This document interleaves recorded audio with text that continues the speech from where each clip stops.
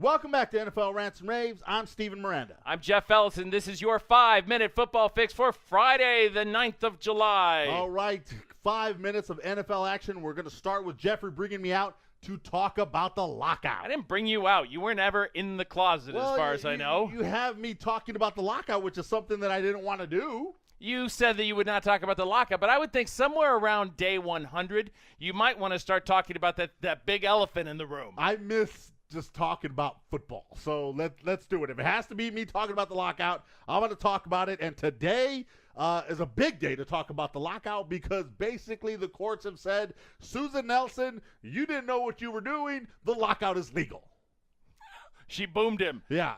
She got boomed. She got boomed. She got boomed. Boom anybody. And you know what? It was a very strange day indeed. But what we have now is that we have the federal court, the 8th Circuit Court, upholding the original idea that they had, which was that the work stoppage was legitimate, that the lockout was legitimate. The case is still going to go forward and be heard in federal court, and that hearing is still going to take place at some point in the future. But in the meanwhile, they have decided that Susan Nelson was wrong, that basically the irreparable harm done to the players and their careers by this work stoppage is not such that this work lockout would really be permanently damaging. I like what the NFLPA has to say about this. While we respect the court's decision, today's ruling does not change our mutual recognition that this matter must be resolved through negotiation. Did Jeff Pash say that? Or did no, that was the NFLPA. Oh, okay, good. Because I'm like, that sounded much too nice to have come from Jeff Pash. That sounded more like a PR kind of guy.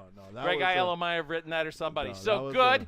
And we're happy about that. We're happy that they're going to continue to work on things. But as it stands right now, I don't think necessarily, Steven, it puts too much weight on one side or the other. Well, the mediator's going on vacation. That is what concerns me greatly. A mediator going on vacation, the guy who's been holding everybody's hand saying kumbaya, when he leaves the room, are they going to just start tearing at each other again? Has he actually been singing kumbaya? No, he's been leading it. He has not been singing it himself. From what I understand, he's actually tone deaf. Yeah, I don't think that kumbaya has been being sung in these meetings. Nah, probably not. Yeah. Anyways. He's good, but not that good. I still believe that we are in danger of missing week 1. I am certain we are in no danger of missing week 1. But what I am certain of is come July 14th, if there is no CBA, Jeff owes me $100. Now, let's just be honest and clear about this, Steven. There is a framework for a CBA, is all we've talked about. Okay. There doesn't have to be a new CBA. But we said that they basically have to Don't make me go back and pull the audio from the last podcast. I'm just saying. Is that we talked about basically essentially having the deal done. All the T's didn't have to be crossed and the I's dotted. All right. Well, we'll get to that at another moment. There's other stuff going on. We've got to move on. We've only got 5 minutes. That's right. Ndamukong Suh. And if I were a Detroit Lion fan right now, I'd be nervous. What? Wait. Why? Because of the Ndamukong 3000. He's gotten to 3,000 pounds or what? I mean, he's Man, a big bloke. He's already big. No, Ndamukong really big Suh bloke. and Cody Glenn of the Indianapolis Colts, they've been race rallying around Europe. Basically, 8 countries in 8 days. Wait, like a road race kind of rally? Car Something rally? like that, yeah. How fun. I want to do that. This is your franchise player. Obviously, he's your franchise player, and that's why you should be very, very concerned about this. You should be. He's road rallying across Europe. And better than road rage. Well, that's true. And today, they are finally reaching their final destination of Istanbul. So all the Istanbulians are going to come running out and go, yay, and they're here. That's okay, Jeff, except the problem is that Istanbul's a country in Turkey, so they're Turkish. They're not Istanbulian. Will they have Turkish delight?